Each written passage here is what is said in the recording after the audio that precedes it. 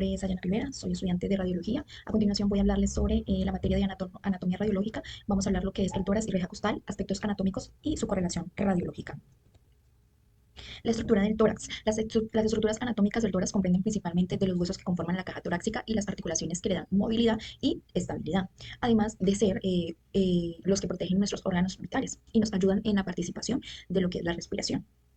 Tiene un total de 44 huesos, agregando también que el tórax es la parte del tronco situada entre lo que es el cuello y el abdomen. Por consiguiente, está formada por costillas verdaderas, costillas falsas y costillas flotantes. Las costillas verdaderas, bueno, agregando que son 12 pares, para un total de 24, 12 en cada lado, ¿listo? También tiene cartílagos costales, también esternón y tiene vértebras torácicas. Bueno, las costillas verdaderas son las que van desde la primera hasta la séptima y son las que se articulan directamente con el esternón mediante su cartílago costal. Las costillas falsas son las que van desde la octava hasta la décima y pues sus cartílagos se unen al cartílago de las costillas superiores. Y las costillas flotantes son las costillas 11 y 12 y son las cuales no se articulan con el esternón, solo con las vértebras. Esta arquitectura otorga resistencia, elasticidad y pues permite la expansión torácica durante la inspiración y la retracción durante la expiración.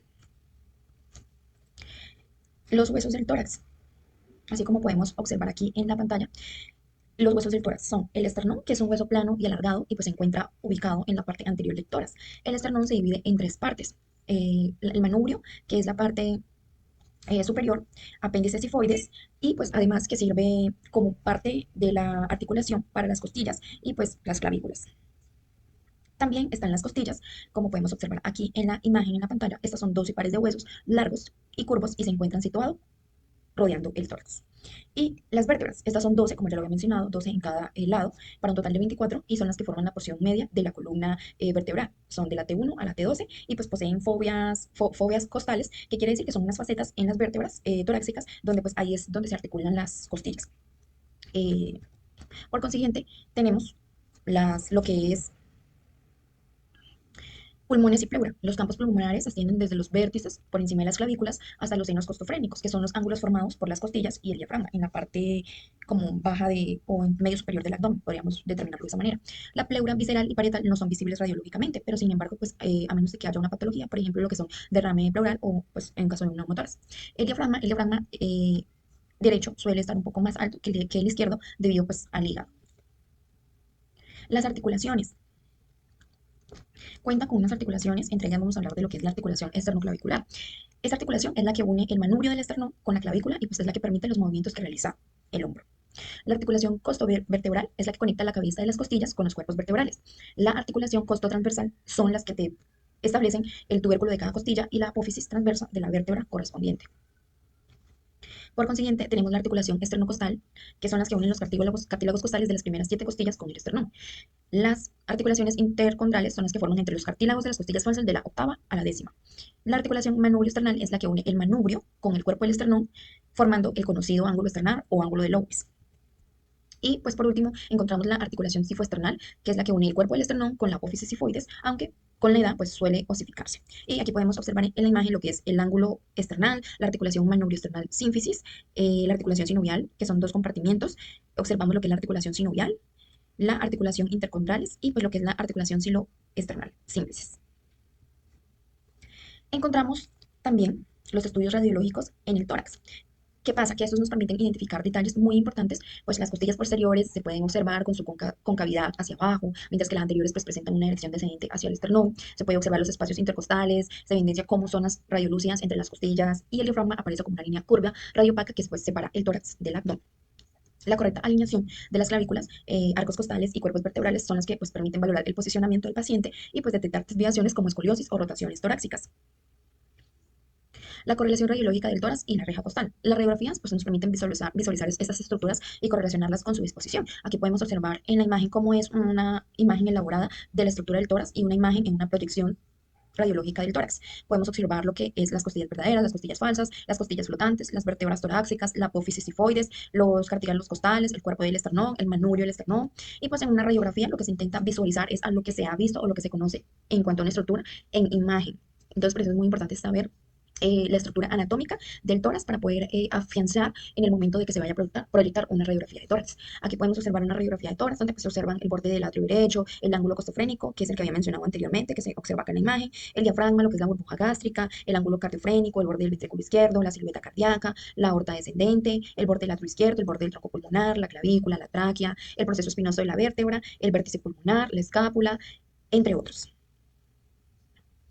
Vamos a hablar ahora lo que es la proyección del tórax. En esta podemos encontrar la proyección del tórax postero anterior.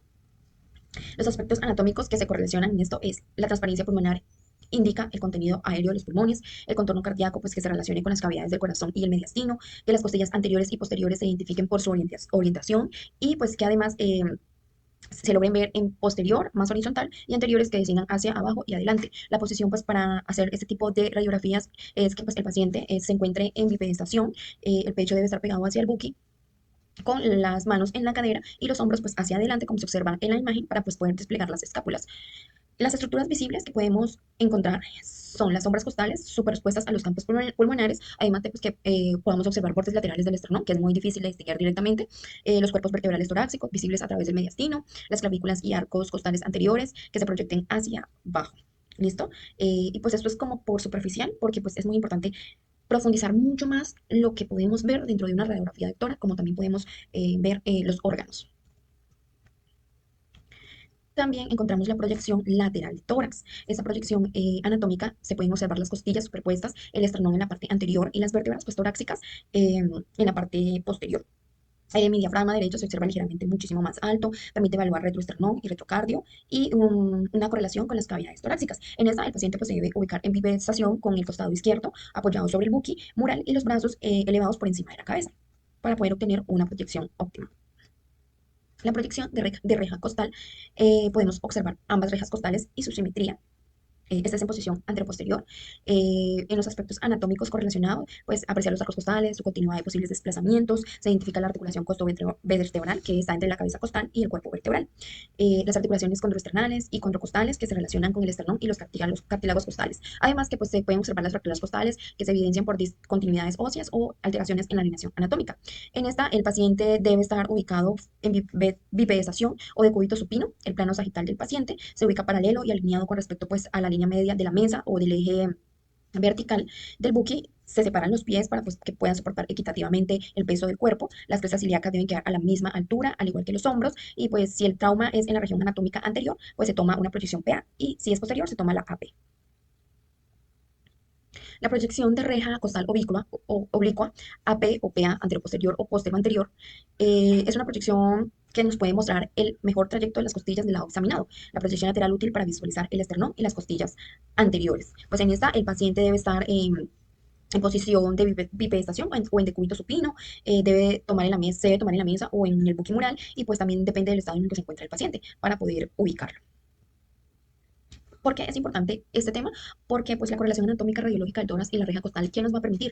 Permitir localizar lesiones óseas, fracturas, procesos inflamatorios, además de que identificar desplazamientos que afecten la mecánica respiratoria, por ende reconocer también alteraciones pleuropulmonares asociadas a traumatismo costales y pues también correlacionar el entorno de órganos torácicos con lo que es la estructura ósea que los protege.